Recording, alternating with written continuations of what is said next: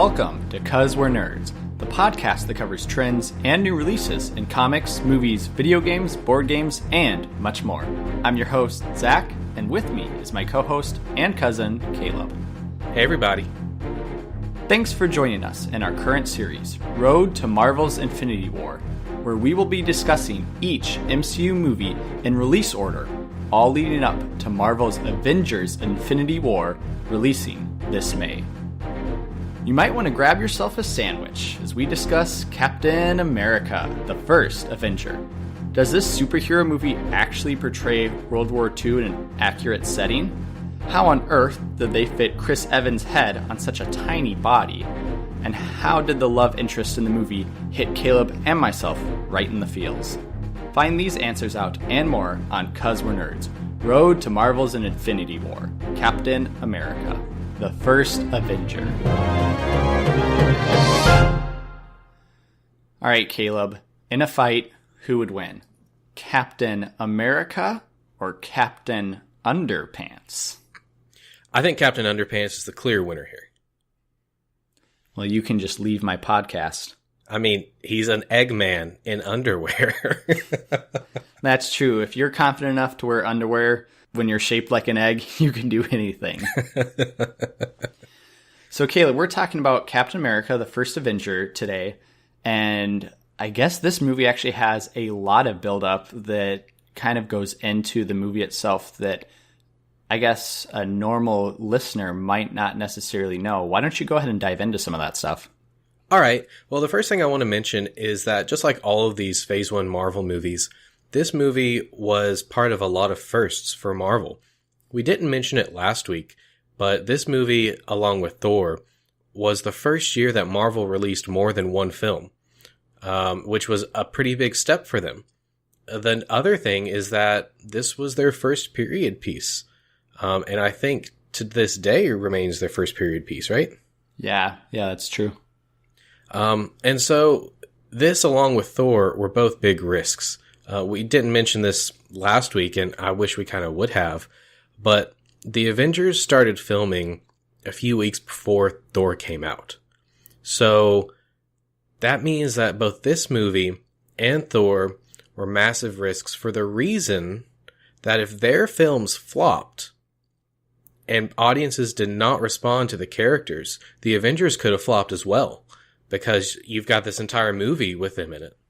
Yeah, Kevin Feige would have definitely been lynched by Marvel. Yeah, so I think that it takes a lot of forethought and a lot of planning to pull this off, and we'll talk about next week how well they did pull that off, pulling them all together. But that's, something we need to consider while we're talking about this movie. And just keep in mind as well that Kevin Feige is the mastermind behind this all. All right, so this film, as you said, kind of has a long development history. So this goes back to 1997. Marvel Studios was in talks to develop this at that time. They even teamed with Artisan Entertainment in 2000 to fund it. However, there was a lawsuit between Marvel and Joe Simon, who is the guy that created Captain America, that halted production. That lawsuit was over who exactly owns the rights. And this is something that was going on a lot in the early 2000s, and even up to a couple of years ago, is the creators of these characters, who owns them? Now, typically today, if you work at a big company like Marvel or DC, you sign an agreement that says the place you're working at owns those characters. But back then, when Captain America was created in the 40s, it was a little bit more vague, so that led into this lawsuit. Now, I know Jack Kirby also had a hand in helping establish and create Captain America. Does his name pop up at all? From everything I've seen, his involvement wasn't so much questioned as it was for Joe Simon. So that whole issue got settled around 2003. And then in 2005 and 2006, Marvel ended up getting the funding that we've mentioned a few times now for their first several films. Originally, this film was supposed to be half World War II and half modern day. How do you feel about that, Zach? Yeah, that would make a lot of sense. Establish the first half in the movie in World War II, have him frozen, and introduce Captain America into the world as we see now for the second half of the movie. I could see that, and it would definitely be an interesting and different movie than we have now. Yeah, I could see it too, and I think it would have been... I would have been sad to lose some of the more World War II scenes. And I'm actually even a little sad now that we haven't gotten more based on what we see in this film. But it definitely would have been an interesting take. Fast forward to 2006, and Marvel stated that they hoped for a 2008 release date, which would have put it in there with Iron Man and the Incredible Hulk. However, they hit another speed bump with the 2007-2008 Writers Guild of America strike. Now, this strike hurt a lot of films. Do you remember this at all, Zach? I vaguely remember the writer's strike, but I more so remember it affecting the TV shows I was watching at the time, not necessarily movies. Yeah, this thing buried a lot of movies and hurt a lot of them.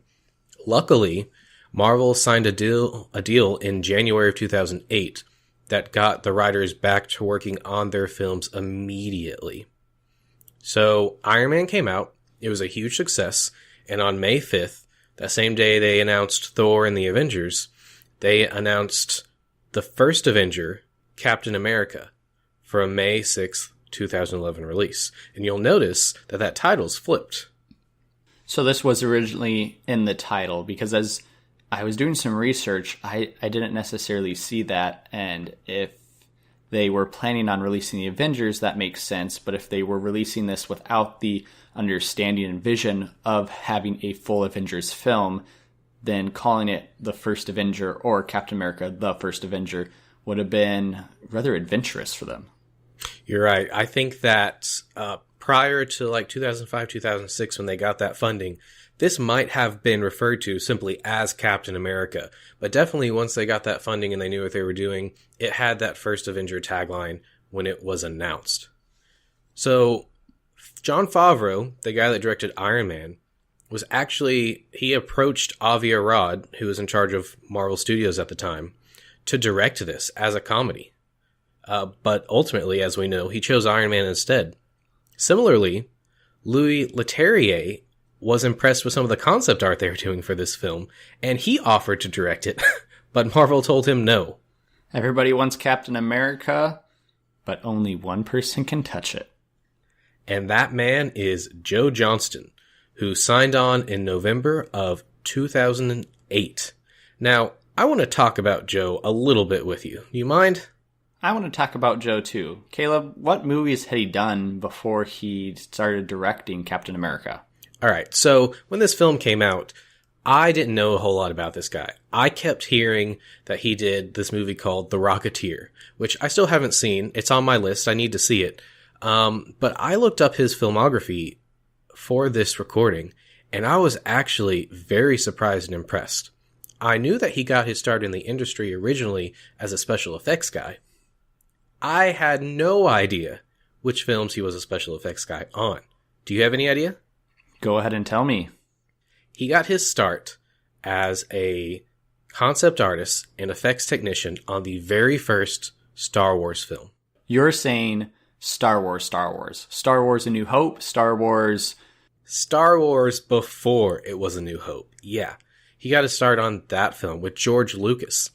And he continued with George Lucas, and he worked on Raiders of the Lost Ark, for which he won an Academy Award for Best Visual Effects.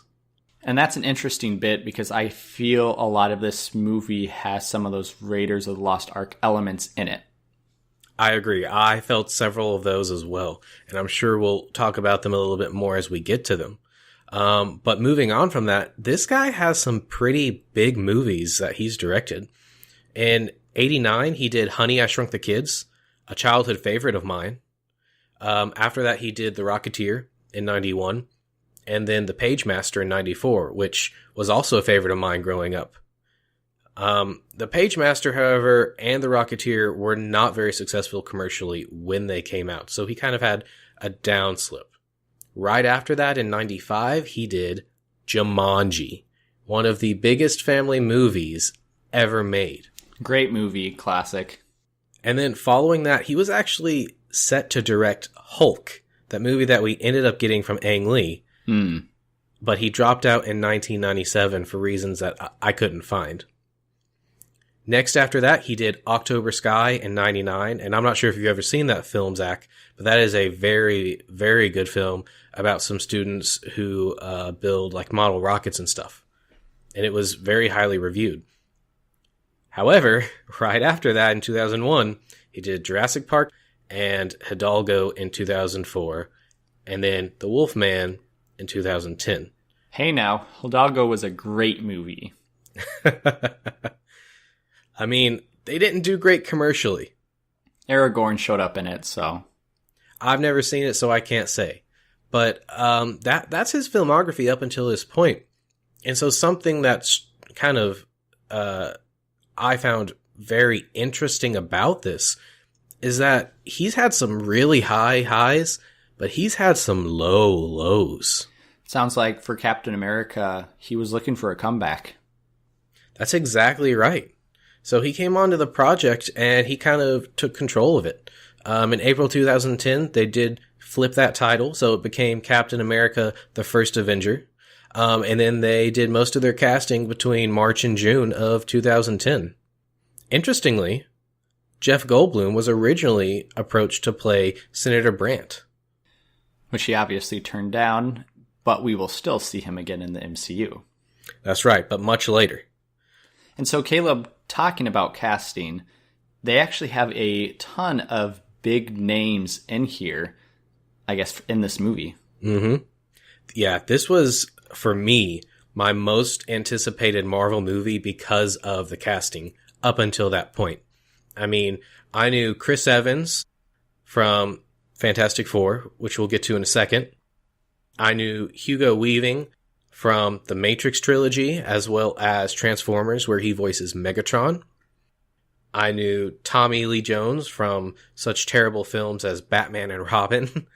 And how about the Men in Black? Come on. And Men in Black. Men in Black's the good one. Not terrible. Not terrible in that one. And I think that about sums it up for the people that I knew, but just those people alone made me excited for this movie. How about you? Yeah, Caleb, going back on the Chris Evans piece, if you go into Google, type in Chris Evans Captain America casting, one of the 4th or 5th hits you will receive is a petition to remove Chris Evans from this movie when it was announced that he would be cast as Captain America. What are your thoughts on that? I sort of kind of remember there being some backlash, but I don't remember any petition. Now, that being said, there's a petition for everything these days, so I'm not surprised. Now, I had mentioned in previous podcasts that my dad collected Fantastic Four, and so I read all the Fantastic Four comics, and so I knew Chris Evans going into this movie for his portrayal of Johnny Storm, the Human Torch, in both Fantastic Four 1 and Fantastic Four 2 that we got in the 2000s. And I, of course, knew him as well from those films. Those were very big blockbuster films. They didn't necessarily do very well at the box office. The first one did well enough to get a sequel, but they were kind of disappointments. And so when Chris was approached for this film, his reaction wasn't exactly what you'd expect. He turned them down a few times.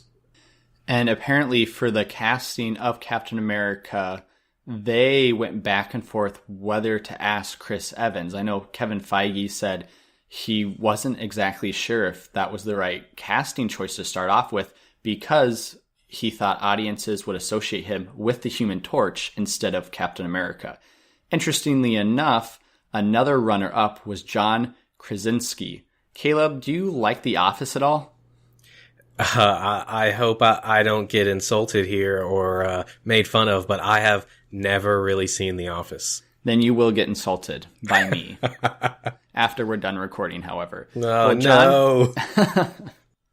John Krasinski, who you might all well know from The Office, actually auditioned for Captain America before Evans did, and he made it as far as the costumed audition. So he was invited back, invited again, and in that process, as he had made it pretty far, he actually ended up pretty much saying, nah, this is a superhero movie and Captain America to boot. This is a really dumb idea. And he just walked out and quit from there. No. And so we could have actually had that actor playing Captain America instead of Chris Evans. Well, it's hard to say exactly if that would have worked or not, because just like with the directors that Marvel hires, what you've done before doesn't necessarily dictate what you can do. True. I actually thought he would have been great in this role. If you've ever seen the Benghazi movie, he does a great portrayal of a soldier, and I thought this would fit. However, we got Chris Evans. What are your takes on how he did? Well, I think he did really well, and I think that he played into it as well as he could, because I mentioned that, he didn't want to take this the first few times he was offered it, and that's because he was very timid about it, and he was kind of afraid of commitment. And you can see that a lot if you go back and watch some of those early interviews with him when this film was coming out. He doesn't really seem excited about it. He seems very concerned, and he seems very kind of withdrawn into himself. And that's because he didn't want this taking over his life. I watched interviews where he talked about the fact that he likes to do a movie, and then if he wants to, he can go off into relative obscurity. He's not bothered, and he has time off. But with this film, it required a 6-film contract. And so he was afraid that if this was a hit, he would be doing films back to back to back for a very long time. And that's understandable.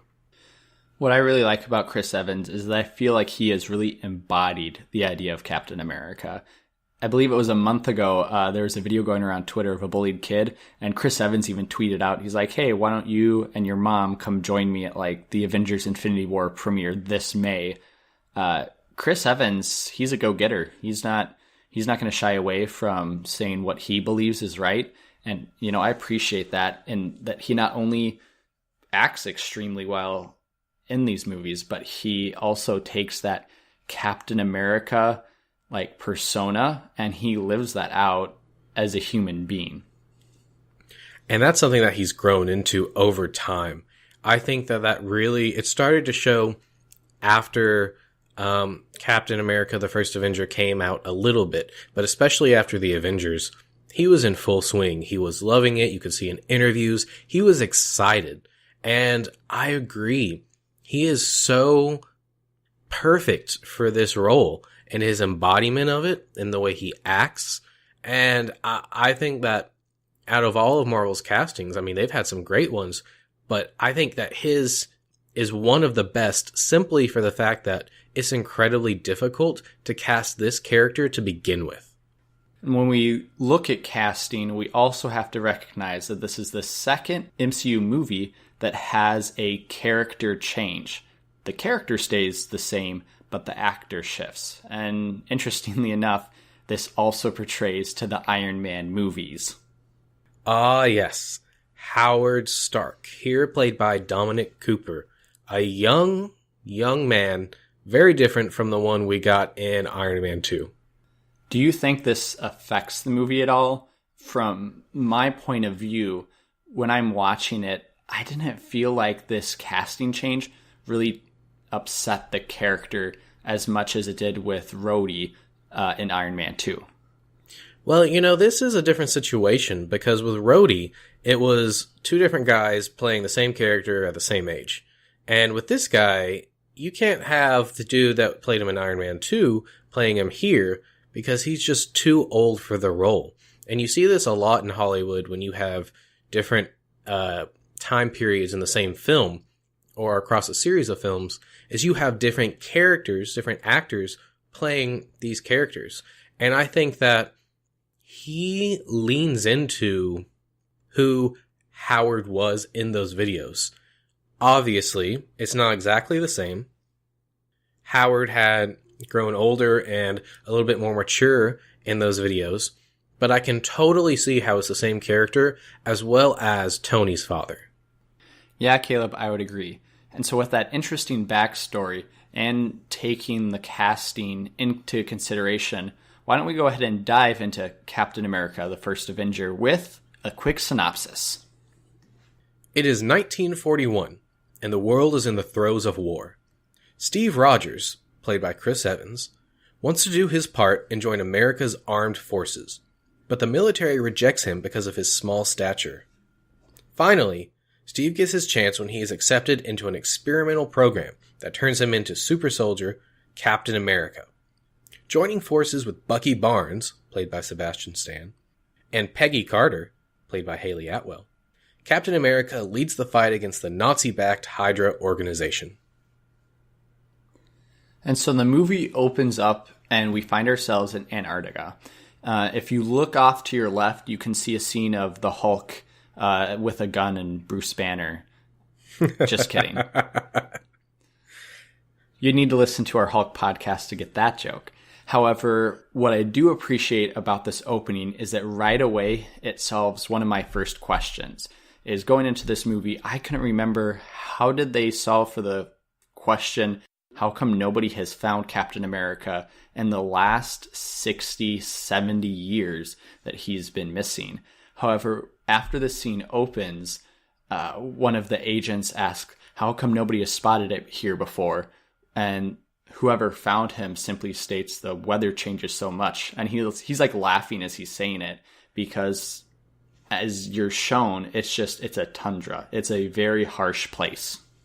And so because it's kind of below the ice and the land is ever changing, it makes it nearly impossible to find. And actually, I watched an interesting video kind of about something like this a few weeks ago, talking about the first submarine that went through the Arctic. And they talked about this very issue, how the landscape is constantly changing. And even under the ice and the water, it's impossible to navigate.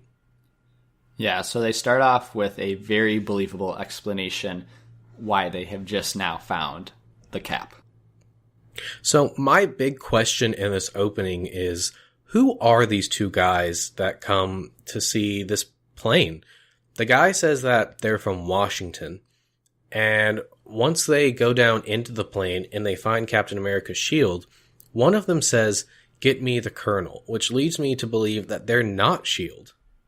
I think that's an issue that this movie doesn't solve for the entirety of it. Throughout the full movie, we're placed in a World War II setting, and I'm not exactly sure if we're just simply dealing with the army, if we're dealing with some of S.H.I.E.L.D., if we're dealing with a little bit of both.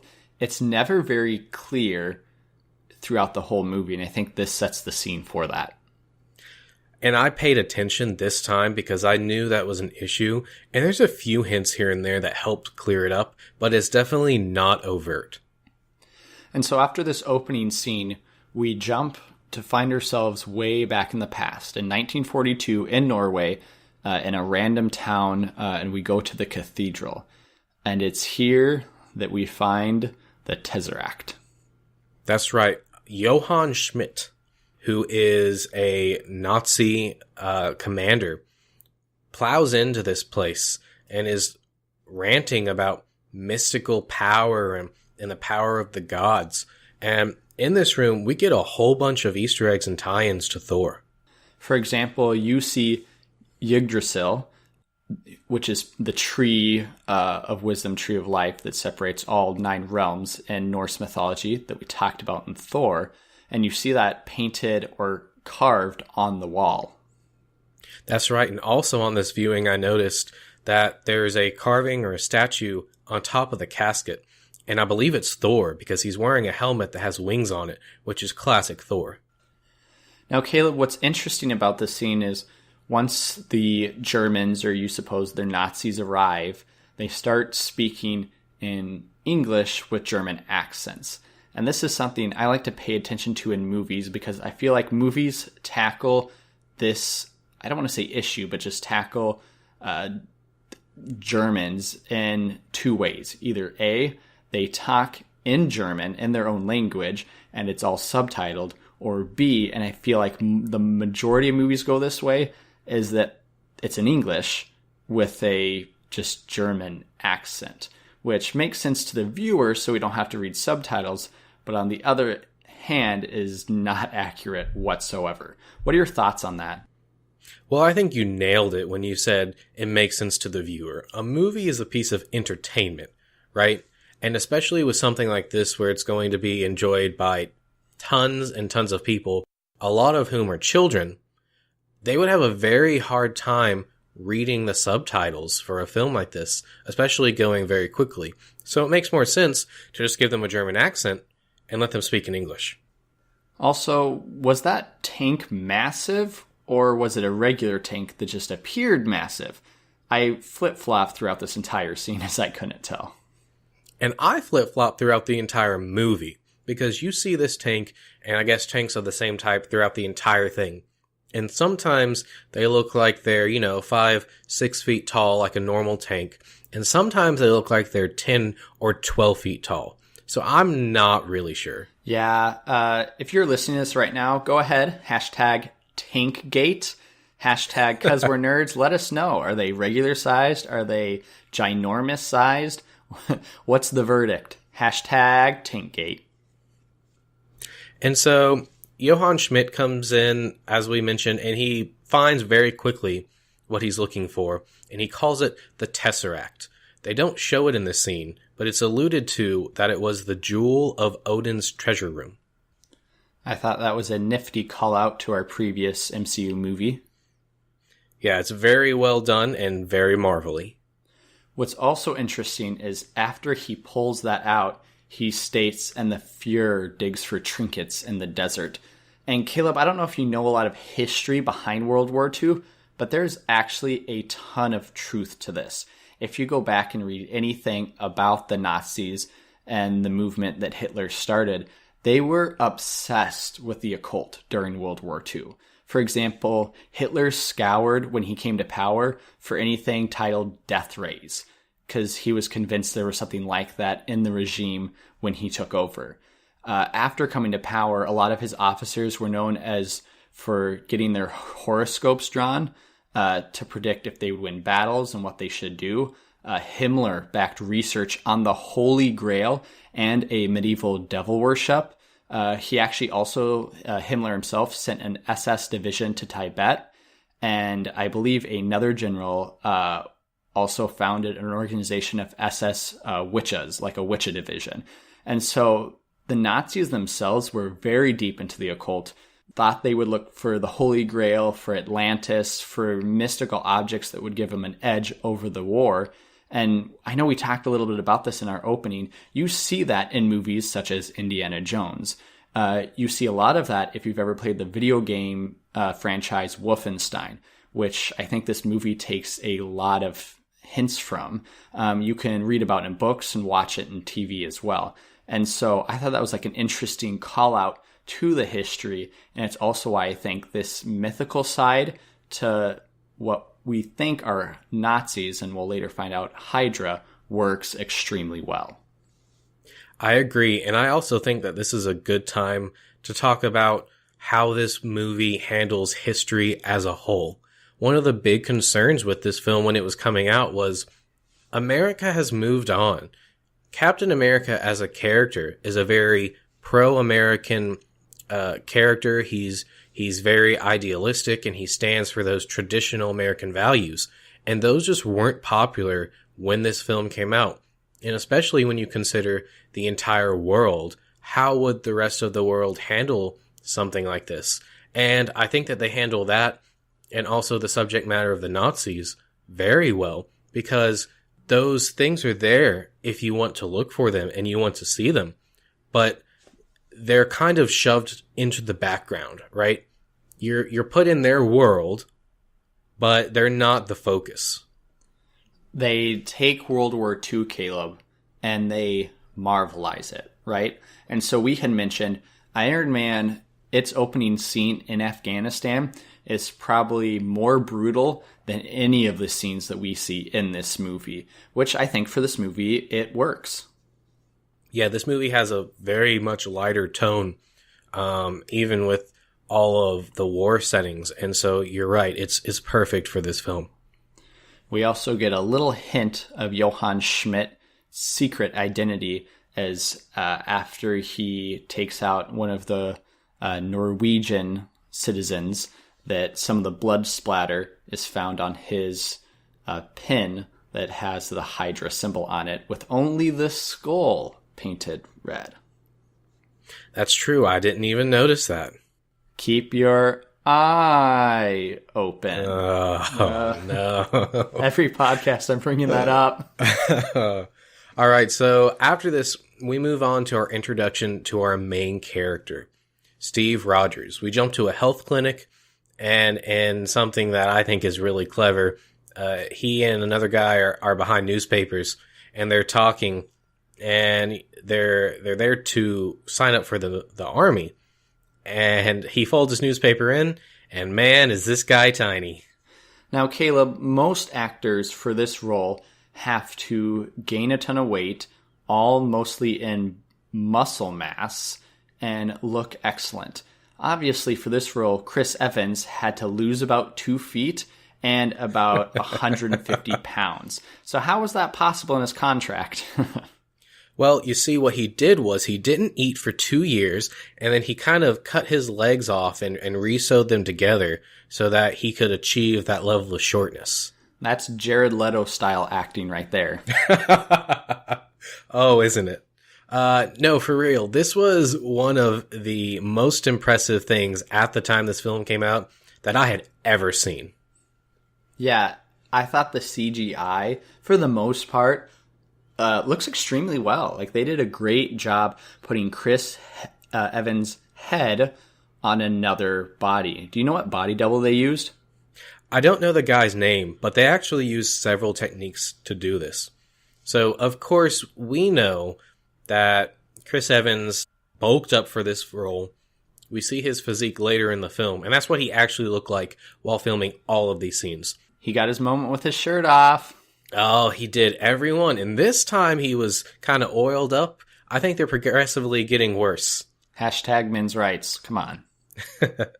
So they actually filmed each of these Skinny Steve scenes 4 different times. They filmed it normally, as you would with any film. Then they filmed it with Chris Evans alone on a green screen. Then they filmed it normally without Chris. And then they filmed it with a body double stand-in for Chris. And so they actually had a few different techniques. Sometimes they would use the body double and put Chris's head on it. Other times they would just shrink Chris for the scene. And it kind of depended on the shot and what he was doing in it and how much physical interaction he had with the world around him. Very interesting with how they used all those different elements to make the Steve Rogers we received, who unfortunately is denied by his asthma alone. And in that little health check scene, we also find out that his dad is dead and his mom is dead, and they both died in World War I, I believe. Which is interesting because in the comics, that's very different. In the comics, Steve Rogers is actually, his parents are Irish immigrants. So they come over to America from Ireland, and they both live for a while. And I believe some comics retcon this, but his dad does die for unknown reasons. I believe comics never really state why. And his mom dies of pneumonia a little later on. So both his parents do die, but for several different reasons, and they actually live a lot longer than this movie portrays in the comics. That's really interesting, and I think that works for the comics, but for the story they're trying to tell here in this film, I think it would have bogged it down. No, it works really well. And it's after this scene that we go to a movie theater where Steve Rogers confronts a heckler at the movie theater who doesn't like the newsreel footage that's showing before the movie they're going to see. And so Steve fights him in the alleyway, and it's here, I believe, you get the iconic trash can shield, right? So he picks up the shield, or trash can lids, as a shield, which is a funny callback. And we see that a little later on in the movie with a different element. And then he says, or the bully states, "You don't know when to give up." And Steve states, "I could do this all day." And this was marketed a lot in the trailers for the film. This was one of the main quotes that they put up in all of the trailers. And it's so iconic, I can remember it coming 10 minutes away. Oh, for sure. And not only is it iconic in this movie itself near the end, it's iconic in the MCU as we see it later on. That's true. It does have some emotional weight given to it at a later time. And so you said this was a fight. It's not so much a fight as Steve trying not to die, because this dude is just beating him real bad. True, until we're introduced to Bucky, the soldier who pushes the guy away, kicks him in the butt, and rescues Steve. Yeah, and we find out that Bucky and Steve are best friends, and that Bucky is going off to war the very next day, and so they go out to try to have some fun. And where best to go out than to Howard Stark's World Exposition 1943. So this is a callback to Iron Man 2. We had the Stark Expo in that film, and I'm not sure if this is the World Exposition or if this is the Stark Expo in 1943, or maybe it's the same thing and it just changed names. But this is Howard Stark's, who is Tony's father, his expo. And for a brief second during this expo, we get a glimpse of the Synthetic Man exhibit. So this is the first Human Torch, right? That's correct. So if you're familiar with Captain America in the comics, a little early on, he would parade around with a bunch of other superheroes called the Invaders. And these were a lot of the original superheroes. You had the Human Torch, I guess interestingly enough, since Chris Evans played the Human Torch himself, although in the comics, as confusing as it is, this is a different Human Torch than the one that's portrayed in the movies. This is just a robot human who can turn into flames. You also get the Submariner, this water Atlantean king individual, and a few others. And so it's a callback to Captain America's original superhero roots. And I think that I read Joe Johnston did this on purpose as a little nod, given that Chris Evans played the Human Torch in those Fantastic Four movies. And I thought this scene really introduced us to this 1940s feel, but it also introduced us to Howard Stark. I think that this guy is perfect casting for this role. I know that we say that a lot with all these films, but Marvel has a knack for picking the best actors. Yeah, I would agree. And after they witness Howard Stark's failed floating car invention, which he said would be ready in a year or two, mind you, Chris Evans, or the soon-to-be Captain America, goes ahead and signs up and tries to enlist again when, as the viewer, you believe he's finally caught by the military police. That's right, because it's illegal to lie on your military application forms. However, in walks this scientist, this German scientist, who states his name is Dr. Abraham Erskine, and he's part of the Strategic Scientific Reserve. He basically asks Steve a couple questions trying to gauge his response, and Steve answers that he doesn't want to kill anybody, that he just doesn't like bullies, and it doesn't matter who they are. So this is good enough for Dr. Erskine, and he says, all right, Steve, tell you what, I will give you a chance to be in the military and to fight the good fight, but you have to join up for an experimental program. And that's the only information he gives him, and Steve immediately says yes. And it's after this scene we jump back to Europe and back to the Hydra HQ. Now at this point, again, we don't know it's Hydra. We don't necessarily know it's the headquarters, but you can assume that it's a bad guy base. And we are introduced to the character of Dr. Arnim Zola. This guy is a fairly significant character in the comics. However, his comic version differs from what we see in the film.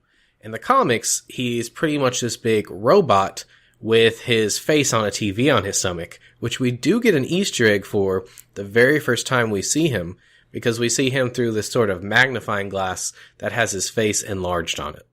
And when Caleb means a robot and a face, like his face is the entire TV screen that he's on. And this is not a flat screen TV, this is a tube TV.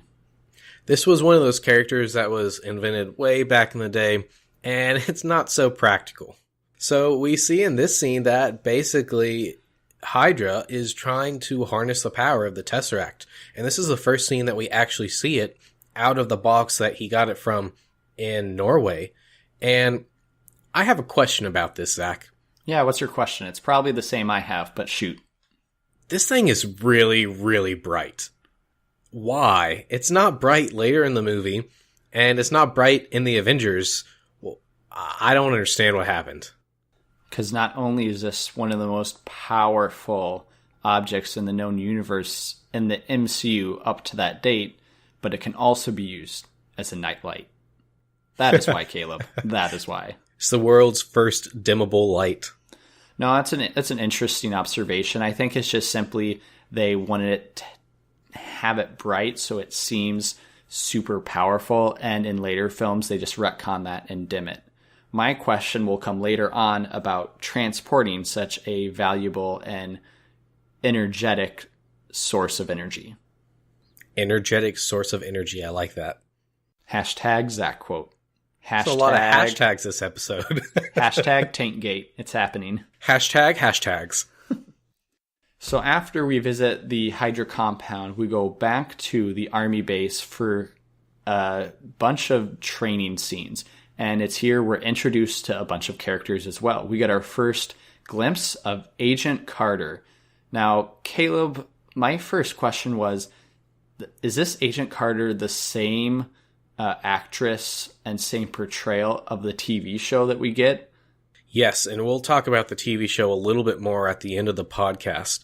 But yes, this is the same actress, and it is the same character, and it is very much in keeping with what we see here. We also get one of my favorite characters in this movie, Colonel Chester Phillips, Tommy Lee Jones himself. This guy in this film is hilarious. I did not expect him to be funny at all, but this funny. And Tommy Lee Jones plays a perfect colonel. He's just here to train his soldiers, put them on the battlefield, and get what needs to be done. And so he's not very happy that Abraham has used Steve Rogers as a little experiment. So we find out through some of the dialogue that this entire compound is part of the Strategic Scientific Reserve, which we know through some other films and other tie-ins, this is a precursor to S.H.I.E.L.D. So you can think of this entire army base, Zach, as a S.H.I.E.L.D. base. And I think this is where some of your confusion came in. And it does explain it, but it's only through dialogue. And so all of this work that they're doing, all this training, is really just to find one person that's going to be the candidate for what we find out is the super soldier program. And it's through various scenes that we come to understand that Steve Rogers is definitely that person. First off, through the flag scene, that as the army is running, they stop at a flag post, and the boot camp officer, whoever he is, states that if they can grab the flag off the flag post, they get a ride back with Agent Carter. After none of the soldiers are able to do it, Steve Rogers simply pulls the pin out from the base, the flag falls, he grabs the flag, and jumps back in the van. And while it's a great scene showing how smart he is, I think there's a better scene right after it that shows how brave he is. Not only brave, but entirely selfless. He's out there with a bunch of other soldiers, and Colonel Phillips throws what we don't know to be a fake grenade. And Steve jumps on it to try to protect everyone else. Ultimately, it doesn't go off, and it's a fake grenade, and he says, "Is this a test?" And in a funny line, Phillips says, he's still skinny, because he still doesn't like him.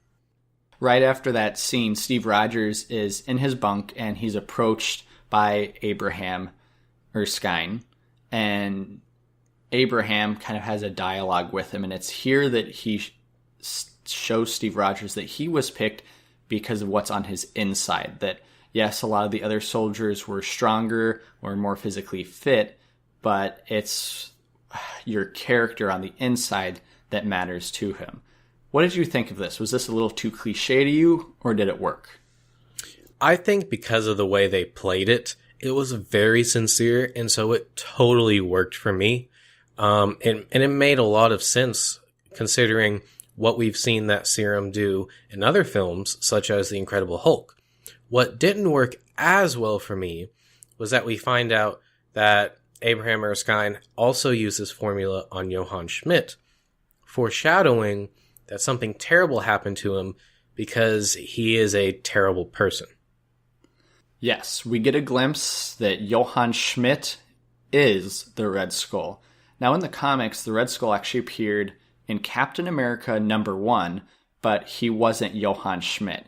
It's this very long story that we don't have time to go into, but basically the Captain America we see now it appeared in the comics in Captain America #7 as Johann Schmidt, and pretty much everything is the same as we see in the movie. What's interesting is the writer who created Captain America also created the Red Skull, so Joe Simon, and how he came up with creating the Red Skull is that he said he had ordered like a hot fudge sundae, and the hot fudge melted into the form of like a human, and he decided, oh, that's kind of cool. I'm gonna make a character like that and call him Hot Fudge, and decided that probably wasn't the best idea, and so went with the color that was on top of the hot fudge sundae, which was a cherry, which was red, and decided to call him the Red Skull. Very interesting character creation there. And that's how a lot of them were created back in the day. Right after this scene, we jump back to the Hydra headquarters, and after getting this reveal of the Red Skull, we get a glimpse of him. We don't actually see his face. We don't even see that it's red, but as he's getting painted, we do see that something is wrong.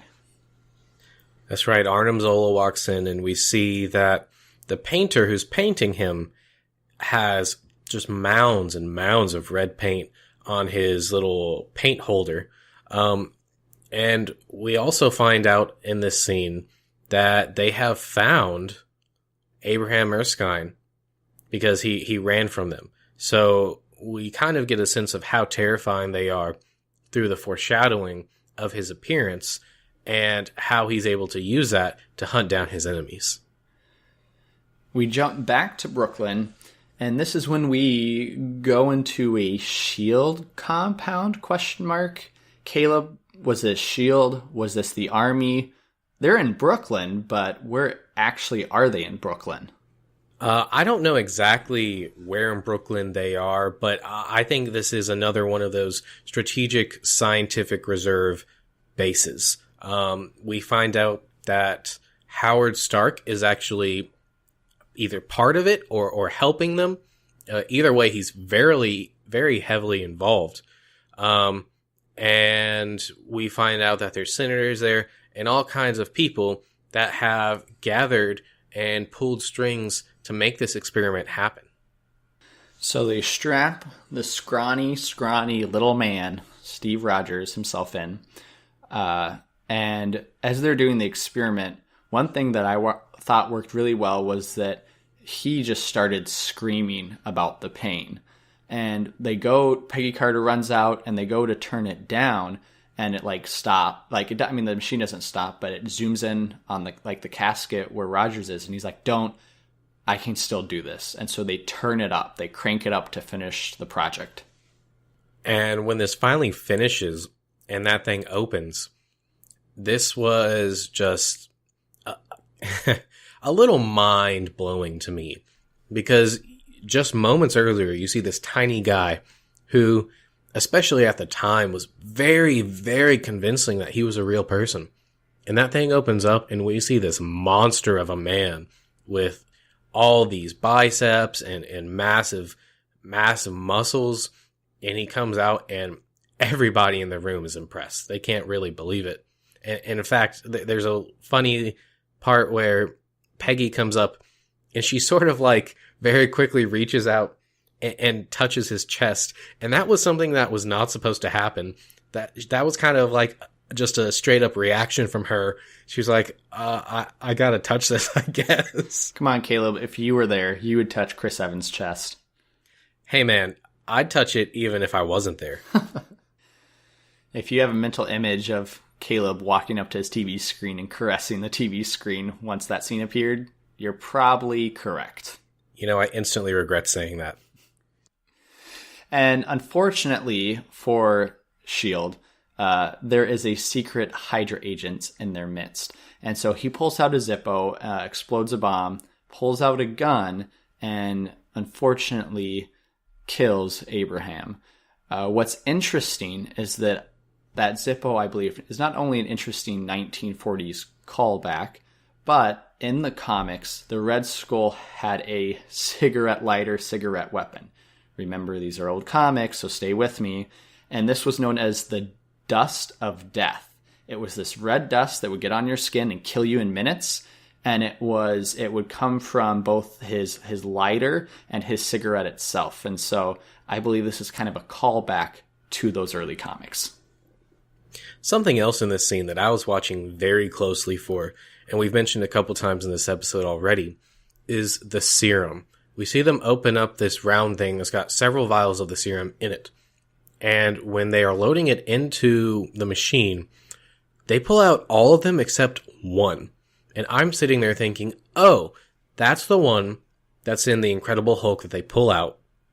Which, by the way, that canister had Dr. Erskine's name on it. And it was blue, I believe. And it was blue, in keeping with this film. And I was like, that's the one. However, as soon as that Hydra agent shoots the doctor, he grabs that one and runs with it. And as we find out, that one doesn't last. So we see, I believe, a cool scene with Agent Carter. You see some of her skills, and then you really see Captain America's skills shine. He's running fast. He's jumping high. He's able to take down the secret Hydra agent's, the taxi cab that he stole. And in another kind of iconic moment that's shared through the newspapers in the movie itself, he grabs a car door and uses that as a shield. So, I mean, it's kind of like an RPG game, right? His level 1 was the trash can lid. His level 5 was kind of this car door shield, and he'll get upgraded 2 more times before he gets to his final weapon. And it's on this taxi car shield that it has a star. I believe it's like Star Taxi. And so calling back to who he is, Captain America. And it's after he uses this and that he's chasing down the Hydra agent that after he captures the agent, or I guess as he's subduing the agent, the serum shatters. And so this has me wondering, where did the serum come from? Because they make a big deal that it's going to take years to try to get a new serum. And so I'm not sure if they're saying that one they used in the Incredible Hulk was a replicated version, and maybe it wasn't finished, and that's why it turned him into the Abomination. But I'm not sure if this really connects very well. You know, I think what they can state was was either A, a replicated version, or B, some of Steve Rogers' blood, because we know that they do take some of his blood out, and that could have been used to, I mean, I guess still replicate the serum. So you're right, it would have to be that, but it's, again, you're right, it doesn't flow super well. What is interesting in this scene also is that as the Hydra agent's escaping, he grabs a kid, he tries to shoot, the gun doesn't have any ammo, and then he throws the kid over the pier. And I didn't remember this scene at all, so I was watching, I'm like, great, they're going to do another superhero movie trope, classic. And that's what they want the audience to think, because right as Steve Rogers heads over there, you just see the kid and he's swimming. He's like, oh, I can swim, go get him. Great scene. Yeah, that was really funny and really played on our expectations. So, following this chase scene in which the Hydra agent actually ends up killing himself with cyanide, we do jump back again to Hydra. There's a lot of jumping back and forth in this film between the Hydra base and other places. But we jump back to Hydra HQ and we see that there are higher up Nazis that have come to the Hydra facility, which we haven't mentioned, I don't think. The Hydra facility, specifically the Deep Science Research Division of the Nazis. They're supposed to build weapons and figure out ways to more effectively wage war. And so we've got some higher Nazis that come in to kind of check up on what's going on because he hasn't been doing his job. And Caleb, yeah, they don't mention that until a little later on in the movie, but it does tie into history of what we know of the Nazis trying to make weapons and searching after the occult artifacts. And not only do these Nazi agents show up to talk to Johann Schmidt. Yes, to talk to Johann Schmidt, but we also get a glimpse for the first time of these Hydra suits. Caleb, why did they have to dress these guys in black, head-to-toe leather? Please tell me why. I can tell you exactly why. Caleb, did you see? We're keeping this family-friendly. Oh, okay, well, never mind. No, but for real, did you see where their base is? It is snowing outside. Guess what's warm? Leather. That is correct. Guess what would work better with the snow and blend in better? White leather. No, and so if you go into the comics, Hydra agents do have these really goofy costumes. It's pretty much the same, except it's not leather. They're in green bodysuits with yellow gloves and goggles. And so they updated this, like they've been updating all the villains and all the costumes in all the MC movies up to this point. And I thought, for the most part, it looks okay. I wasn't thrilled about it, but I mean, it fits the all black/gray Nazi uniforms. I think it fits in with the kind of tone that they're setting with this movie. We've talked a lot about Raiders of the Lost Ark, and I feel that that's the tone that this movie is trying to hit. And I feel like this is an outfit that would fit perfectly in that universe. It's not super realistic. It's not super useful, but it looks okay, and so that's why we're going to do it. And another thing is this scene is the first scene where we actually hear Johann referred to as the Red Skull. One of those Nazi guys that come in, basically, he's insulting him to the other Nazi officers, and he calls him the Red Skull. And so we kind of get this sense that it's a demeaning nickname for him. And that's kind of when things take a turn in the scene. And it's also one of the few movies where the villain is actually named and hears that name and acknowledges that name. That's true. And so Johann decides to, well, kill all these Nazi soldiers after one of them notices that Berlin is on the map. Now, he actually was intending to kill them before this soldier spotted that, but it gives you a glimpse into what Johann is planning for the rest of the world.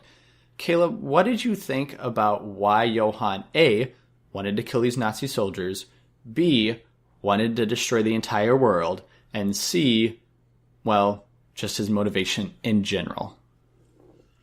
Well, as for his motivations, it's very comic booky.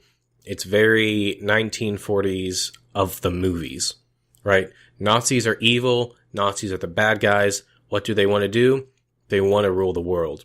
I can relate to that more than just a regular person wanting to rule the world, because the Nazis did wage war on a lot of the world. And so that makes sense. As far as him killing the officers, there's some lines that he mentions where he says that Hydra has outgrown Hitler's shadow. And basically what he's getting at is he was only using Hitler to get the resources to find what he was looking for, which was the Tesseract. And now that he has it and he's harnessed the power and he has these weapons, which we see him use in this scene, he doesn't need him anymore. And so he's going to kind of go off and do his own thing. And so that's interesting to me, knowing how kind of oppressive Hitler was and how he's going to be able to get out from under him. But there's not much payoff in that respect, except for the fact that he's just the villain of this movie. Moving on, we go back to Brooklyn, where Captain America is basically told that he's going to have to sit in a lab for the rest of his life until he's approached by Senator Brandt. Senator Brandt offers him the chance of a lifetime to be a valuable piece in the war effort, which Captain America accepts, and he's now selling war bonds. Caleb, I thought this was a great montage showing kind of the progression of where he is and what he's been doing, where he's kind of really timid at the start, but by the end, he kind of first, for the most part, enjoys this role. He's happy. He gets some fame. He's helping America with bonds. And in this montage, there's a little piece where he starts punching Hitler in the face. And this is actually a callback to Captain America, his first comic. Because in the first comic, what you see is on the front page, it's Captain America, and he's socking old Adolf right on the noggin. Which, right after, or actually during this montage, they go to a newsstand and you start seeing comics handed out. That's Captain America #1 that they're handing out with the actual image of the actual comic. I thought this was a great call out to his origins. This is one of those really great times where they figure out how to mesh the real history of, the comic book coming out and the fictional history of the universe. And actually, this comic can be seen in that case in Iron Man 2 that Tony's looking through. You can only see it just barely, but if you look in there, this comic is in there. And I think that helps bring the world together, but not make it smaller in a bad way. And I agree. I think this montage is great. I love the song, personally. I think it's very 1940s. I think it fits perfectly. And it's also a really great way to get his original costume on screen. Could you just sing us a little bit of that song, Caleb, just so the viewers would know what it's like? Da, da, da, da, Captain stop. America. Nobody wants to hear that. All right, your turn. So moving on. Right after this montage, I just love this piece because this montage ends in Italy in 1943 on the Italian front. And Captain America's out there doing the exact same thing, but then you turn and it's a bunch of soldiers and they are mocking him. They're hurling insults. One of them pulls down his pants, right? And all they want, they're like, get the girls back on stage, get out of here. And I thought of the entire movie, this was the actual one scene that portrayed war as it kind of is, right? So these men, they've been out here, they've been fighting. The last thing they want is to see some other guy who's been at home parading around, eating well, sleeping well, showering with warm water. All they want is some girls back on stage, an escape from the horrors that they're witnessing. That's a really good point. I didn't even think of that at this time, but yeah, you're exactly right. And Steve has been doing this for, I'm not sure exactly how long, maybe a year and a half. And he's really taken aback by their backlash to it. And he goes off and we kind of get this scene where he feels like a monkey. He's not doing what he wants to do, what he was promised he would be doing. And Peggy comes up to him. Yeah, they have a little dialogue here, which is not important at all. But it's the first time we've seen her since he started his USO kind of run through the country. So it's important for their budding love story that ends up being a big point later in the film. But it's from this dialogue that Steve Rogers learns Sergeant James Barnes, is missing, as he was part of the 107th that were captured by the Hydra facility. And after learning this and a bunch of other small details, he decides to team up with Howard Stark and Peggy Carter and go after the Hydra facility to save Sergeant James Barnes. Now, here's my question, Caleb. They state that this Hydra facility, is it 3 miles? They say that it is 30 miles behind enemy lines, and they are 5 miles from the front. Okay, 30 miles behind enemy lines, and they are 5 miles behind the front. So that's around, once you calculate all the other indiscrepancies, around 40 miles that facility would have been. if this was a facility that was producing, that facility would have been the heck bombed out of instead of still standing if this were an actual World War II movie. That's true, although I'm assuming that they have anti-air missiles and cannons, which Colonel Phillips actually says that is some of the most heavily fortified areas in the war. The fact that Howard can fly over there is kind of breezed by because Peggy says that he's the best civilian pilot she's ever seen. So I guess take that how you will. Well, maybe I'll just have to go get some fondue tonight then. Ooh, can I come? Yes, let's go fondue. Ooh, fondue. And after Captain America gets dropped off at this facility and he's sneaking around, we finally meet the Howling Commandos. So in this film, they are never named, but this is the group of soldiers that follows Captain America everywhere. And in promotional materials and things, they are named the Howling Commandos. However, in the comic books, the Howling Commandos were not Captain America's team, were they, Zach? They were not. They were led by a one-eyed man. Mr. Nick Fury. That's right. They appeared created and appeared through Stan Lee and Jack Kirby in Sergeant Fury and his Howling Commandos #1, which was issued in 1964. Now, some of you are listening and saying, wait a minute. How was Nick Fury alive in the 40s and he was still alive in modern day? Well, the movies are different. I don't think he was around in the 40s, but in the comic books, basically he gets a magic serum that lets him live forever, eternally young. And he has a bunch of robots that he replicates himself with, but that's beside the point. It's also during the scene that we get a Red Skull reveal. Now, granted, this happens after Captain America has rescued the Howling Commandos. He finds Sergeant James Barnes, who has been tortured, held down. In fact, I replayed the scene several times because I wanted to see, was he saying any words that we hear later on in the movies by a Sergeant James Barnes. Oh my goodness. Barnes! Yeah, I think that he was being brainwashed. You can see some of the equipment that's around there. And this may or may not come back later, which no, it we will. may or may not discuss. We will. But in the later film. But Captain America does go in and save him, and just in case you're having issues keeping up with who's who, this is his friend that saved him from that bully earlier in the film.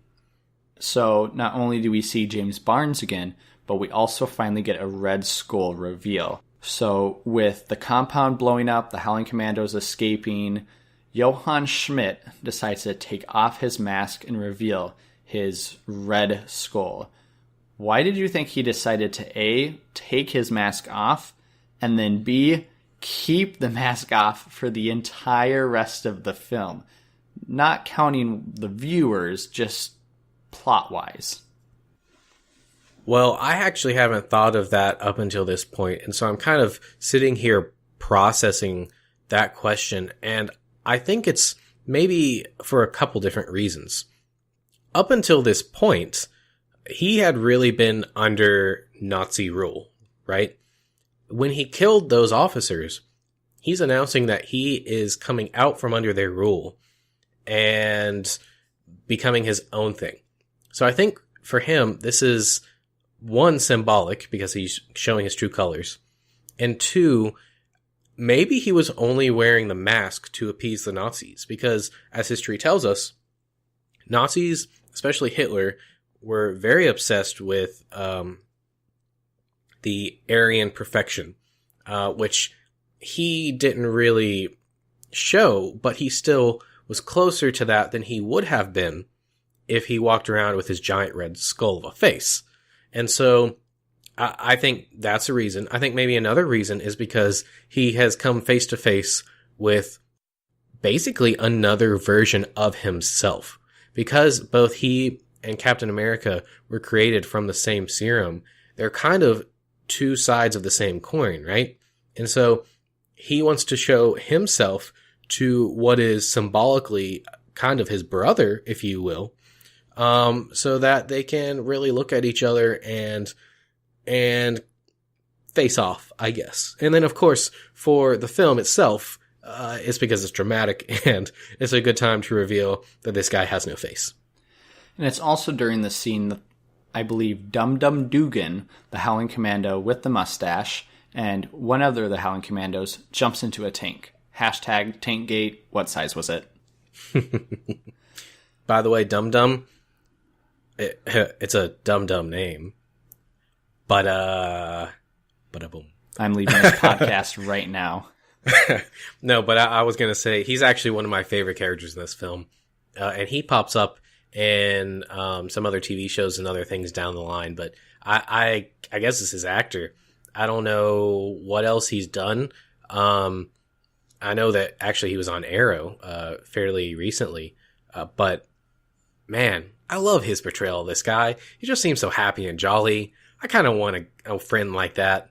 He's a great side character, and I wish we would have seen even more of him. And after this, they wreck the compound. We go back to the base in Italy. We find out that not only is Captain America, James Barnes, the Howling Commandos, and the rest of the soldiers survived, but that they kind of form this new operations team that's going to go out and do operations. And it's also here we quickly jump back to America, where the senator has been waiting for Captain America to come back to award him a medal and travel around doing bonds again. And we get our cameo of the movie. Mr. Stan Lee. It's really funny. They're waiting for Captain America, and this other guy walks out, and Stan goes, I thought he'd be taller. I always like that one. I feel like in this Italy base, we also get more of a love interest between Agent Carter. So our Agent Carter, I believe, expresses, not necessarily love, but there's some interaction between them. And right after that scene, we get Captain America chilling, and we get another female servicewoman who is in the midst, played by Natalie Dorman. That's right. Of Game of Thrones stardom. I do not believe that she was on that show at the time. In fact, I don't even think that show was running. It was not at the time. But she basically tries to seduce Steve, saying that she, as a woman of America, needs to thank him for all the other women of America who are wives to the people that are fighting in the war. And as she grabs him and kisses him and he kind of gives in, who walks around the corner but Peggy, and what is possibly the worst timing ever. Classic bad timing. And I said Natalie Dorman, I mean Natalie Dormer. But Peggy catches them making out, so Steve kind of runs after her and then calls out basically that her and Stark have been doing some fondue. And it then jumps to another scene of Stark telling Steve Rogers what fondue means, because Steve Rogers had no idea what it means and was using it way out of context. This scene kind of leads into what is another iconic scene. I mean, which scenes in this movie aren't? True. But we see Steve looking at some shields that Howard has made for him because he realizes that he's grown attached to the shield. And he finds basically his Captain America shield, the round one, unpainted, so it's completely silver, and he's kind of holding it, and because he has completely made Peggy mad, she walks up, and I didn't actually realize this until this viewing, but she shoots him, and she could have killed him, because she has no idea what these shields are, or what they do, or she could have killed someone else with a ricocheted bullet, but she straight up grabs a gun without telling Steve anything, and unloads. And if it was not for that shield, he could be dead. Hell hath no fury than a woman scorned, Caleb. Yeah, for real. And you're right, and it's in this scene too that we learn that the shield is made out of vibranium. And Howard Stark states that this is one of the strongest metals or strongest substances on Earth. And we learn that vibranium is similar to adamantium. So the adamantium we find in the X-Men universe that is laced with Wolverine's bones. In the comics, these two metals or substances are very similar. Now, that's obviously not stated anywhere in the MCU as adamantium.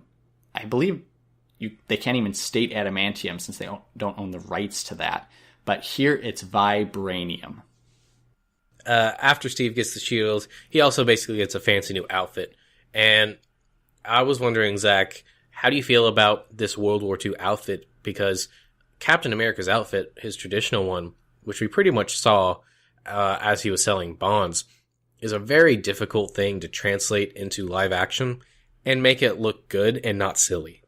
Yeah, I remember at the time being concerned about that going into this movie. I thought his new costume he gets at this point in the movie is great. It's more of a darker, grittier look that he has. His helmet, I'm not a super big fan of, or his mask that he has on, but they do a better iteration of this in the next Captain America movie. So for now, I think for this movie, yeah, it works. Could it be better and will it be better? Yes, but it works. How about you? Yeah, and I think that this is one of the best design decisions they made in this film. It's not the best, but seeing some other variations of the costume we get in later films, the direction they're heading with this one is absolutely the direction that they needed to head. And I think that it starts a strong trend, save a few movies, of some just fantastic Captain America costumes. And so he gets his costume, and then we get a montage of the Howling Commandos taking down assets, factories, weapons, and Nazis, or Hydra agents. And it's during this montage, Caleb, that we see Captain America's shield-throwing capabilities. Now, what's interesting is if we compare this to Thor. In our last podcast, we talked about how we saw Thor's hammer capabilities of him throwing it and recalling it back to himself. It makes sense. He's a Norse god. He has this ability. In this montage, we see Captain America throw his shield, and it comes back. I mean, it bounces, but it comes back to him. And they never really explain how his shield works, why it bounces the way it does, and how it always finds his hands. This is a very iconic thing that happens in the comic books, is that he can just throw his shield, it bounces around, and it always comes back to him. And I believe it's explained that it's either calculated or it's the vibranium in the shield. How did you think this worked in the movie? I always took this as him calculating the angles because, he's had the serum. So I would think that just how it enhanced his physical appearance, it also enhanced his intelligence. And so he can make these calculations. I'm not sure if it's in this movie or later movies, but there are a few instances where he throws it and it doesn't come back. So it's not a sure thing every time. So I definitely think he's the one that's calculating it. However, I have a small gripe with the shield. And it's nothing that they did specifically for this movie, because it's always been this way in the comics. But his shield completely contradicts itself. How so? When they introduce it, and Peggy shoots him in that scene, Howard says that it's completely shock absorbent. So, if it absorbs everything, like it does in that scene, the bullets hit it, they stop. If you were to throw that same material at a tree or something, it would hit it, absorb everything, and then just fall straight down. It wouldn't bounce everywhere like a bouncy ball. If it was going to bounce, the bullets would have ricocheted everywhere. So, it's two completely opposite behaviors that it shows, but again, it's kind of steeped in the comic book, so I'm not sure how you would have explained that in a realistic way anyway. And I think they just show it in the montage and leave it as is. There's another scene in this montage where they're facing off against a massive tank, #Tankgate. And I was wondering, is this an extension of a potentially deleted scene? Because it looks like this scene could go longer, because Captain America is already on the top of the tank, just rips, throws somebody throws a grenade in, and jumps off, and that's it. And it looks as if this could have been a longer scene that they just cut down due to time. So I watched all of the special features. I watched all of the deleted scenes that were on the Blu-ray, and none of them were extended versions of this scene. That doesn't mean they didn't film it, but it wasn't on the Blu-ray. And so this Howling Commandos montage ends with another mission where they are taking down the train. They find out that Dr. Zola is on. They get inside the train. It's a trap. It's a trap! Well done. And Captain America ends up saving Bucky as Bucky is about to get hit. And Bucky says something that I thought was a great callback to their childhood, as he said, I had him on the ropes. And Captain America's like, oh, I know.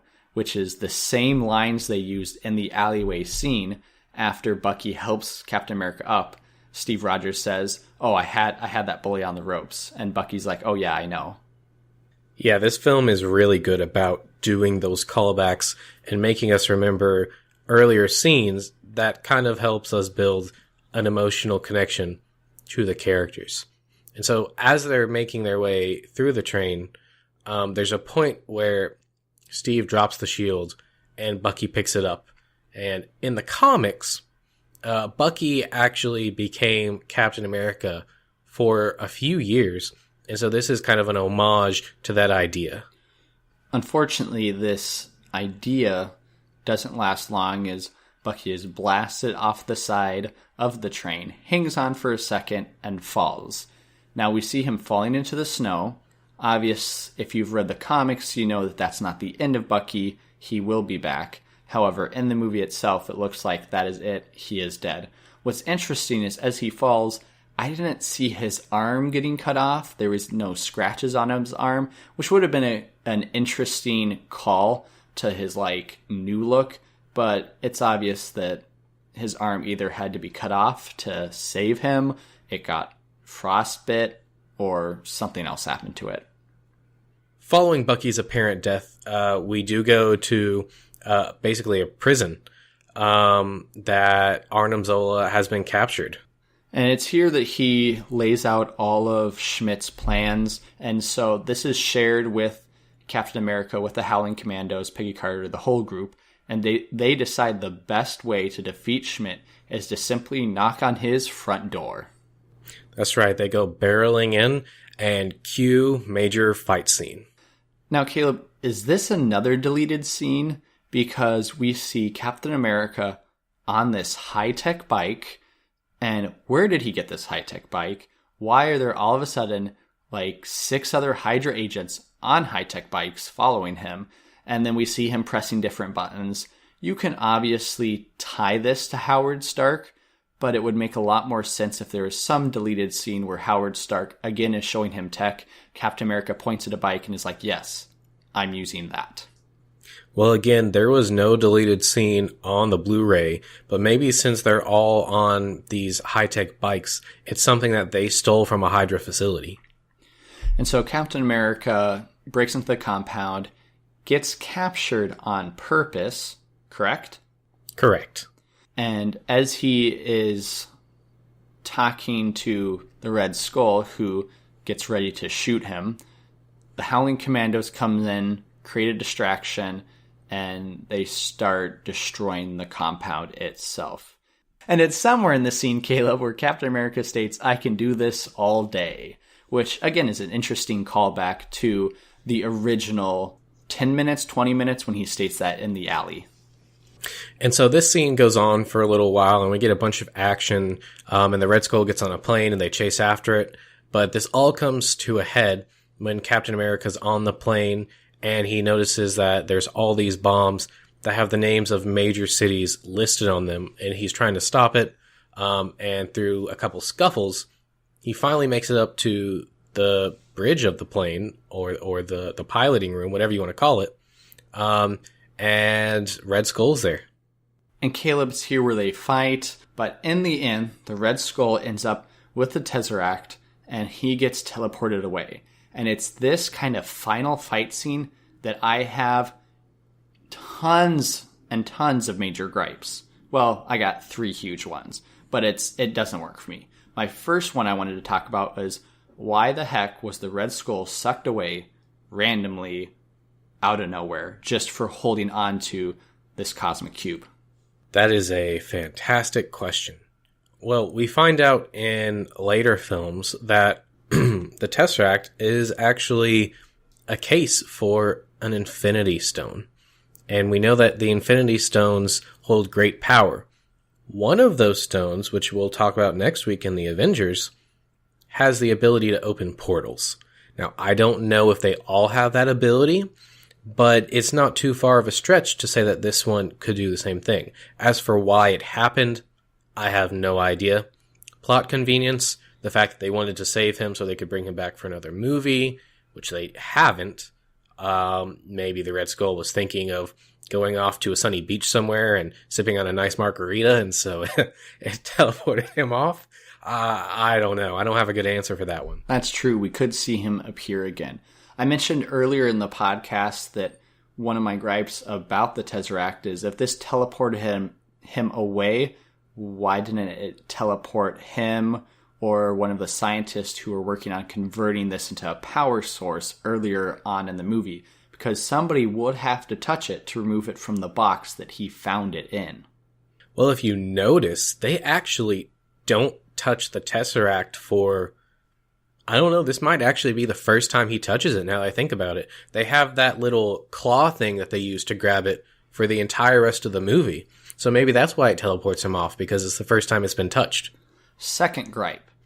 Steve Rogers states that the plane is headed to New York, and he can't stop it.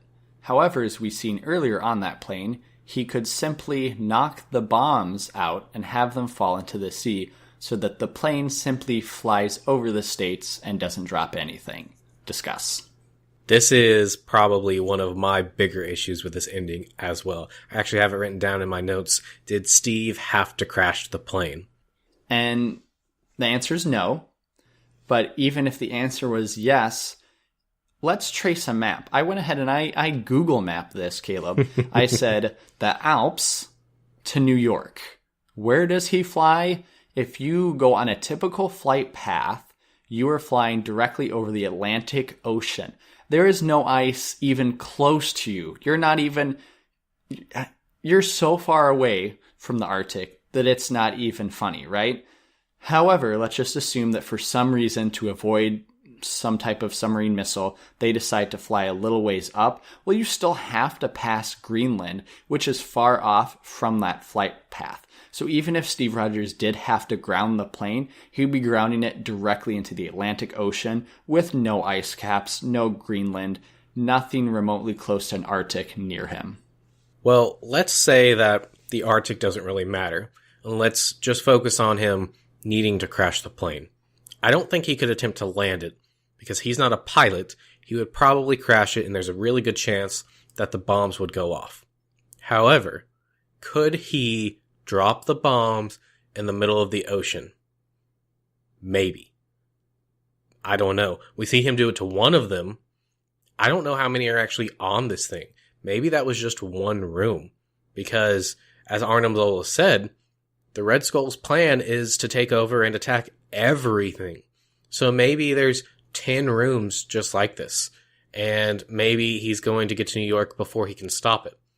Now, I guess another question is, if he's the only one left on here, who's going to drop it once he gets to New York?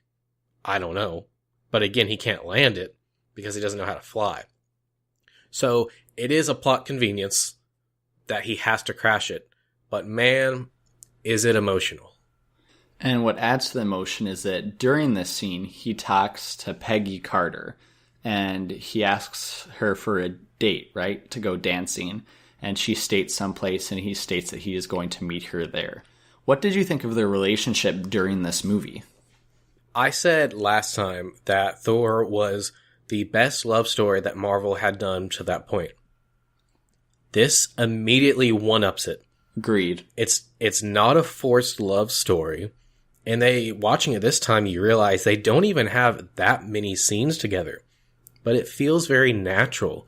It feels like it goes from acquaintances to potential interest to kind of a crush. till at the end here, one of them's going to die. And if they don't say it, they will never get the chance to say it. And so it feels very natural and it feels very emotional. And I think a lot of that has to do with Haley Atwell in that role. I think she completely sells the love story. And I think if it weren't for her, it wouldn't work as well. I agree. This is definitely the best love story between two characters in the MCU at this point. And Caleb, the last scene that we see, or one of the last scenes, is a kid holding up a Captain America shield as he runs off, and it kind of zooms off, and they're in Brooklyn. And for me, not counting the other two scenes, this wraps up the movie perfectly. He's just a kid from Brooklyn. Yeah, and it also leaves an impression that Captain America was an icon. And that the idea of him's going to live on, which I think does kind of come back in later movies and kind of retroactively ties back to movies like Iron Man 2. Now, in the actual last scene, Captain America wakes up, and we now basically jump to the beginning of the movie. We are in the present time. Captain America was found. He is now in a shield compound, and he wakes up in a room designed to look like the 1940s. Whoever decided to adjust the radio to that particular station playing that particular game, man, did they mess up. Yeah, they're fired. That's probably an intern. He's like, I'll just Google something from the 40s and put it on. And so Captain America wakes up, but realizes this isn't his era, simply because the game that was on this 1940s radio is a game that Captain America, Steve Rogers, has already heard before in 1941. Well, I don't think that he necessarily knows it's the wrong era, but he definitely knows something is wrong.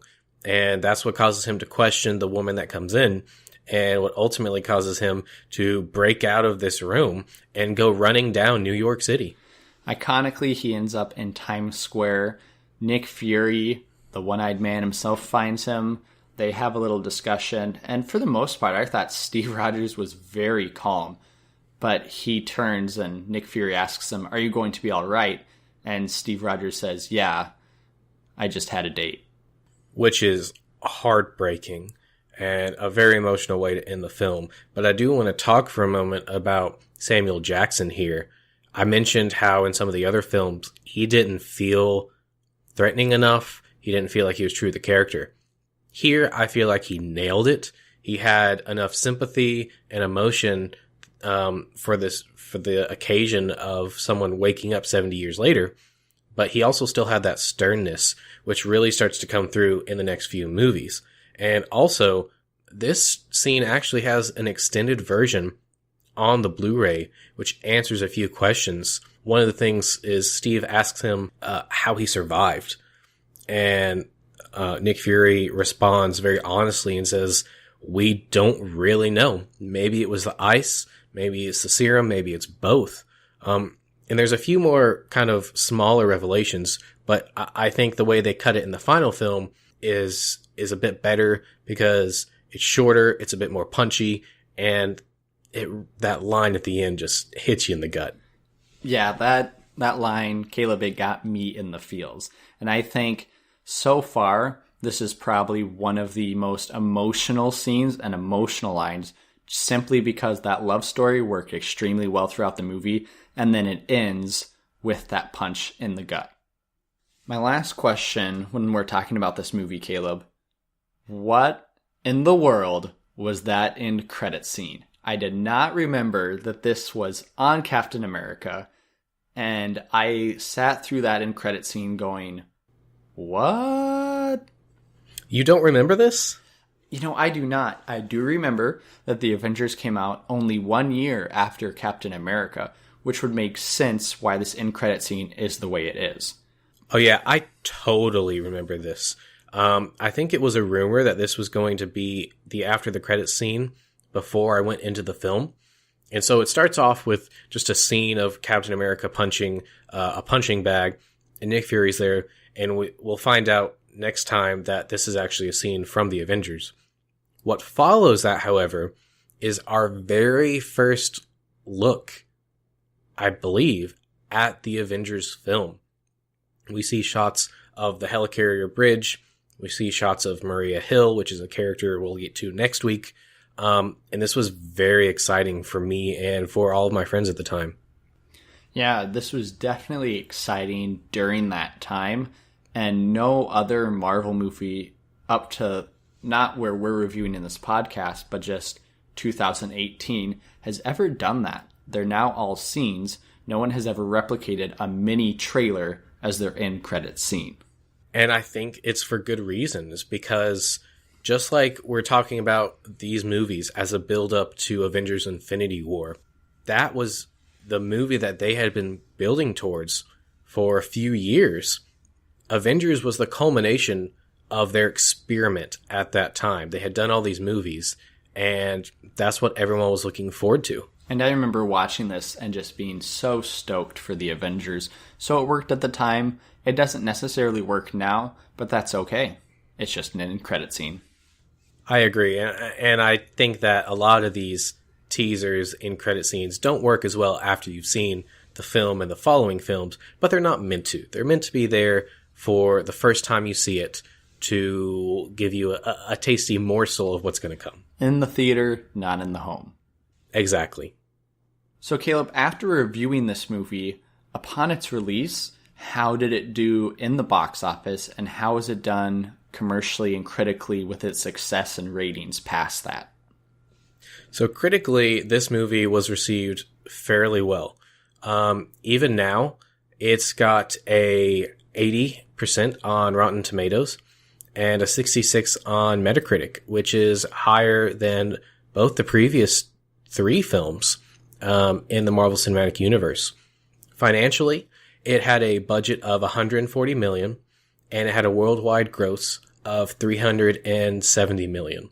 So it definitely made money, but this is actually, when it came out, the second lowest grossing Marvel film, aside from The Incredible Hulk.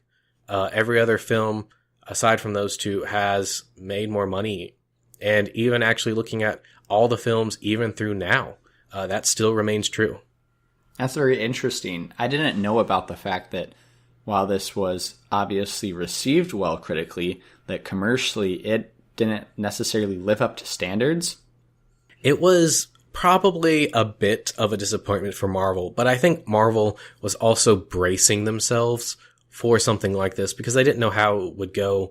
I mentioned earlier how they weren't sure about, the American nature of it working.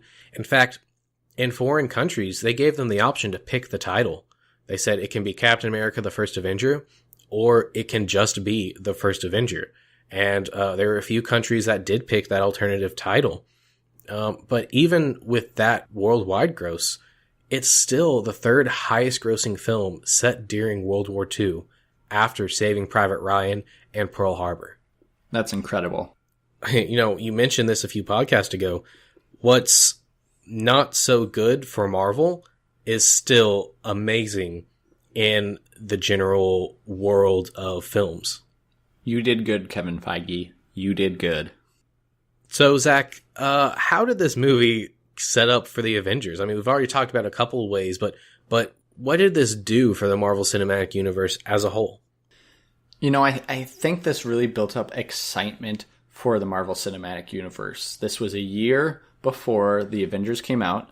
The end credit scene, as we just mentioned, had a mini trailer for the Avengers, and this was the last missing link. You knew that Iron Man, the Hulk, Thor were going to be in it. We've already briefly seen Hawkeye, as well as Black Widow, but we hadn't seen Captain America. I think this affirms that Captain America works as a superhero, that he will work in this universe, and that he will be one of the driving forces that bring the heroes together. And so I think it kind of just adds in the last piece of the puzzle needed for this Avengers movie. What did you think? And I agree with everything you said.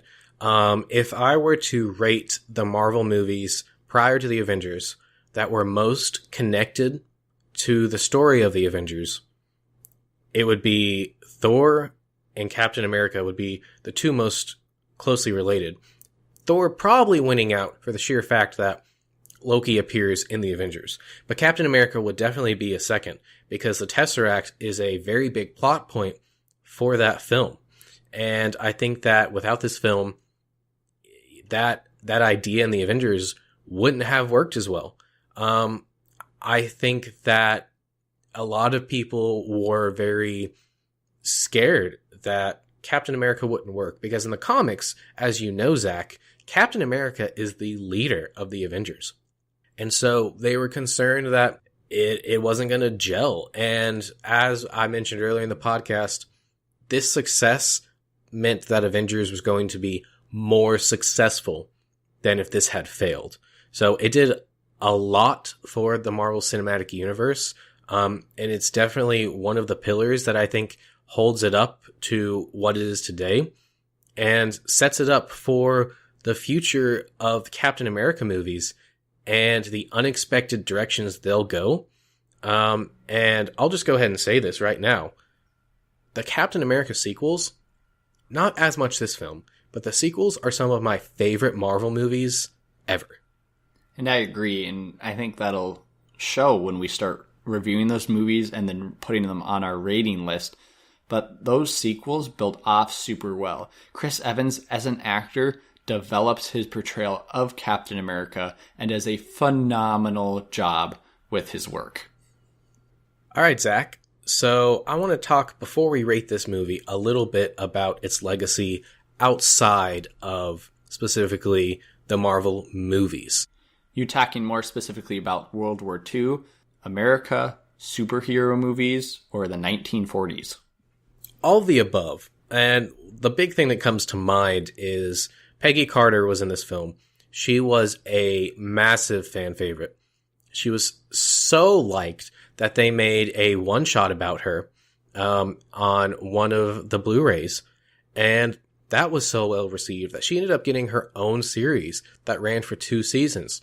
Now, I'm not sure if you watched it, but I did. And while some people didn't like it, I actually thought it was fairly enjoyable. You had Dum Dum Dugan appeared at least once. Howard Stark was in it at least once. And it really expanded the world of the Marvel Cinematic Universe in that time period. And that's something that we haven't really seen since. And I think that she was also very empowering for women at the time, and probably still is. And so I think that that's great. I also think that it showed the world, including Marvel, that you can have these, I mean, let's face it, Captain America is kind of a stupid name, right? And the idea of what he is, it's kind of flaky. And so it shows that you can take these characters that are like that and make fantastic movies with them in it.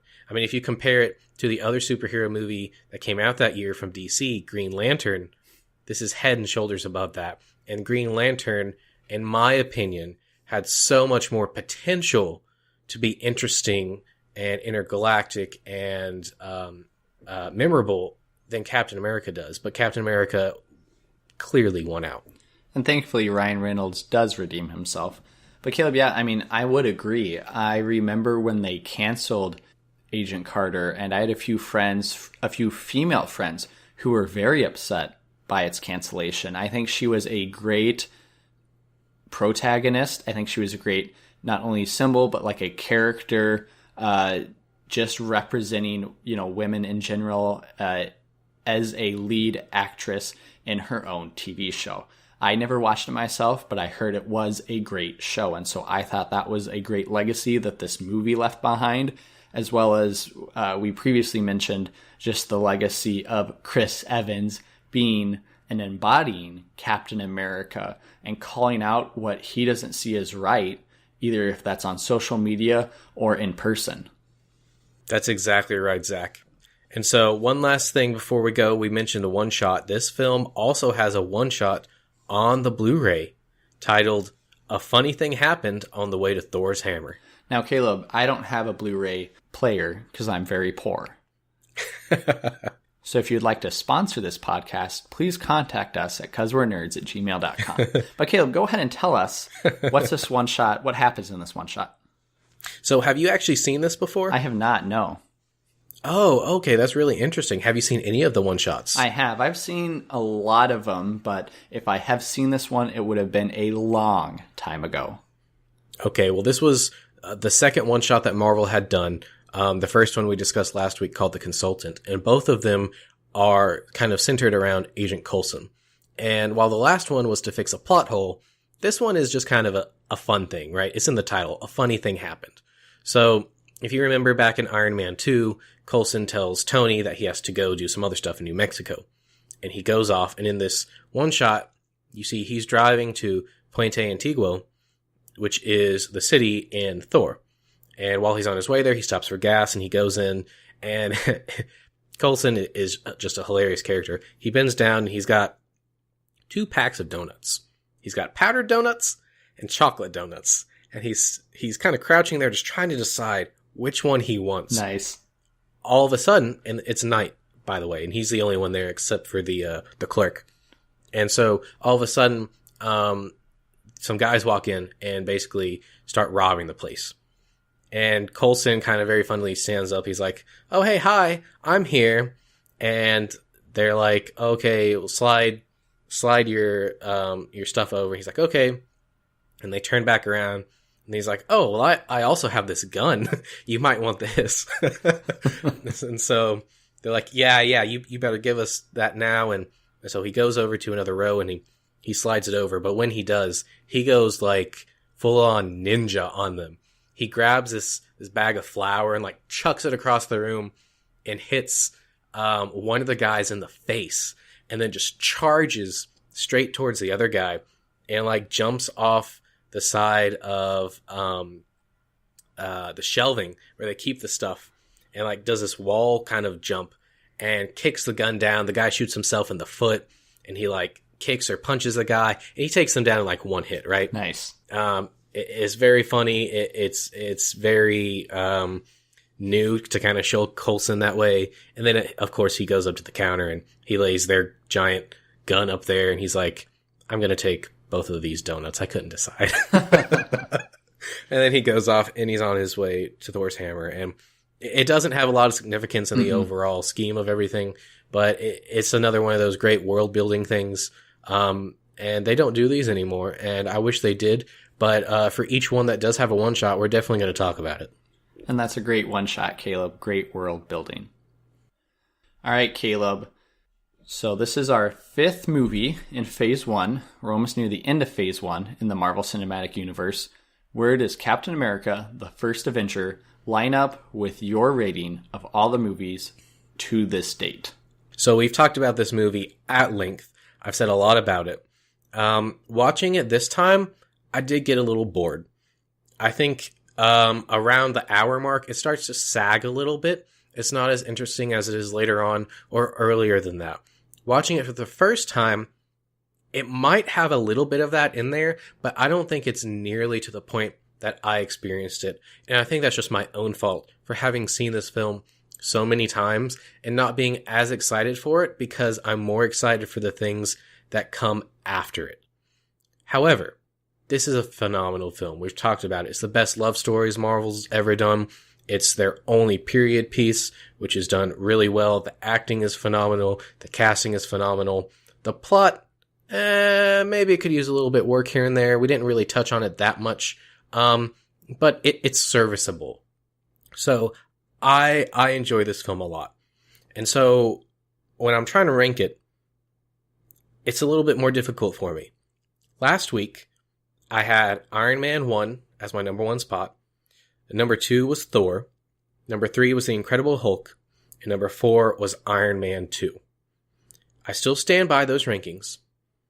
But when I'm trying to fit this, I'm not sure where it goes. Because I kind of lump this movie and Thor together. Not just because they came out in the same year, but I think they're very similar in terms of quality. And I'm not sure. I think right now I'm going to put it under Thor. And similarly to The Incredible Hulk and Iron Man 2, that could switch, right? Any given day. So that brings my list to Iron Man, number 1, Thor, number 2, Captain America, the First Avenger, number 3, Number 4 is The Incredible Hulk. And number 5 is Iron Man 2. How about you, Zach? Yeah, Caleb, that's some great insight and a good list. When I was watching this movie, which this is probably the freshest movie ever, because right before we started this podcast, I had just finished the movie about 10 minutes prior. So this is probably the freshest this movie's ever going to be in my mind. And when I've been thinking about this movie during our podcast and where it lines up in my list of movies, it's definitely more towards the top. Captain America did have some low parts. It slowed down a little in the kind of middle of the movie, which you talked about. I love the setting, but it wasn't necessarily true to the World War II setting, more of a Marvel stamp on it than anything. The Red Skull, his character arc didn't work out for me at all, and then other nits and bits here. However, this movie, I think, had a lot of firsts, and that this had the best love story. This probably gave me the most feels out of all of them. This had my favorite setting to date. This had a great character you wanted to root for the whole time. And so this movie did a lot for me and did really well. And so my list last week was Iron Man 1, number 1, Thor, number 2, Iron Man 2, number 3, and The Incredible Hulk, number 4. I was debating where I should put Captain America, as I believe it almost goes hand in hand with Iron Man. They're both great movies. I enjoy both of them. I'm probably tinted more towards Iron Man simply because of the jokes, whereas I like Captain America because of the setting. However, after thinking through it, I still think Iron Man has that number 1 slot. However, Captain America is a very close second. So for my rating, it would be Iron Man 1, number 1. Captain America then would fall into second place at number 2, with Thor right behind it at number 3. Wow, that's actually very surprising. I didn't realize that you enjoyed this film that much. I really did, and what's interesting is this is where our lists will now really start to deviate, and I'm sure they will continue to deviate a little more and more after each podcast. And so, Caleb, do you know who we need to give a sandwich to? Taylor Poole? Yes, give that boy Taylor Poole a sandwich. Well, we want to say thank you to Taylor Poole for making our opening theme for us. He's a phenomenal guy and he does great work. And you can check him out at taylorpoolemusic.com. That's TaylorPoole music.com. Thanks for listening to 'Cause We're Nerds, Road to Marvel's Infinity War, Captain America, the First Avenger. We would love to hear your comments and feedback at causewe'renerds@gmail.com. You can also follow us on Twitter, Facebook, or any other major social networking or podcasting sites. We would also like to thank all of you who have already downloaded and rated us on iTunes and other podcasting networks. Join us next week as we tackle the culmination of Phase 1, Marvel's The Avengers. Does this movie organize the team in a way that makes sense? Where is Ant-Man and the Wasp? And who is the strongest Avenger? Find out these questions and more on 'Cause We're Nerds, Road to Marvel's Infinity War. Stay nerdy.